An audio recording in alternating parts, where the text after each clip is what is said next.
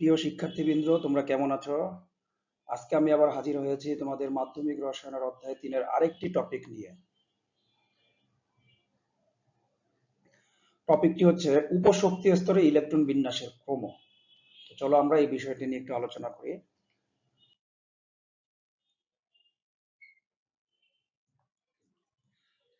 আমরা জানি যে প্রতিটি শক্তি স্তরকে কতগুলো উপশক্তি স্তরে ভাগ করা হয়েছে। যেমন প্রথম শক্তি স্তরকে 1s উপশক্তি স্তর, দ্বিতীয় শক্তি স্তরকে 2s 2p, অনুরূপভাবে চতুর্থ শক্তি স্তরকে 4s 4p 4d এবং 4f উপশক্তি স্তরে ভাগ করা হয়েছে। এখন এই উপশক্তি স্তরগুলোতে ইলেকট্রন প্রবেশের ক্রম হচ্ছে যে এরকম, যে প্রথমে 1s এ ইলেকট্রন প্রবেশ করবে, তারপর 2s, তারপর 2p, তারপর 3s।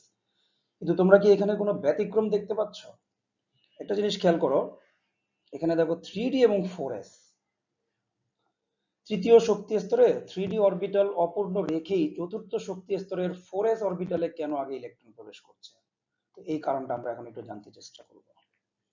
তো আমরা জানি যে উপশক্তি স্তরের শক্তি কম, সেই উপশক্তি স্তরে আগে ইলেকট্রন প্রবেশ করবে। এখন প্রশ্ন হচ্ছে, আমরা কিভাবে বুঝবো যে কোন উপশক্তি স্তরের শক্তি কম? তার মানে নিশ্চয়ই উপশক্তি স্তরের শক্তি হিসেব করার কোনো সূত্র আছে।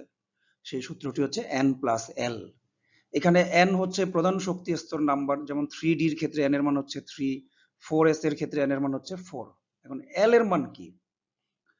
l এর মান এক একটা অরবিটালের জন্য এক এক রকম হবে। আচ্ছা, যে উপশক্তি স্তরের n+l এর মান কম হবে, সেই উপশক্তি স্তরের শক্তিও কম হবে। তো এল এর মান যখন s অরবিটাল হবে 0 ধরতে হবে, p অরবিটাল হলে আমরা 1 ধরবো, d অরবিটাল হলে 2 ধরবো, f অরবিটাল হলে 3 ধরবো। এভাবে হিসেব করতে হবে। তো চলো আমরা এখন 3d এবং 4s এর শক্তি হিসেব করি। 4s এর ক্ষেত্রে n+l এর মান, যেহেতু এখানে 4, এজন্য n এর মান হবে কত? 4। আর s অরবিটাল যেহেতু, l এর মান হবে 0, তো যোগ করলে 4 আসে। আর 3d অরবিটালের ক্ষেত্রে n এর মান হবে 3, আর l এর মান, এই যে যেহেতু এখানে d হলে 2 হয়, তাই l এর মান 2 ধরে 5। তো দেখা যাচ্ছে যে যোগফল n+l এর 4s এর কিন্তু কম এসেছে। অতএব এক্ষেত্রে 3d ও 4s অরবিটালের মধ্যে 4s অরবিটালের শক্তি কম হবে, তাই 4s অরবিটালে আগে ইলেকট্রন প্রবেশ করবে। এখন প্রশ্ন হচ্ছে, যদি দুইটি উপশক্তি স্তরের n+l এর মান সমান হয়, তখন কি এরকম কি হতে পারে? চলো আমরা এরকম দুটি অরবিটাল দেখে নিই, 3d এবং 5s। আমরা দেখতেই পাচ্ছি 3d তে আগে ইলেকট্রন প্রবেশ করেছে, 5s এ পরে প্রবেশ করেছে। তো এদের শক্তির ক্রমটা আমরা একটু দেখে নিই। 3d এর ক্ষেত্রে n+l এর মান কত? এখানে এই যে n এর মান হবে 3, আর d এর জন্য l এর মান হয় 2, তার মানে 5। 5s এর ক্ষেত্রে n এর মান 5 এবং s যেহেতু অরবিটাল, এজন্য l এর মান হবে 0, 5। এক্ষেত্রে দেখো দুজনের কিন্তু যোগফল একই এসেছে। সেক্ষেত্রে নিয়মটা কি? এক্ষেত্রে যে অরবিটালের বা উপশক্তি স্তরের n এর মান কম, সেটির শক্তি কম ধরা হয় এবং সেই অরবিটালে আগে ইলেকট্রন প্রবেশ করবে।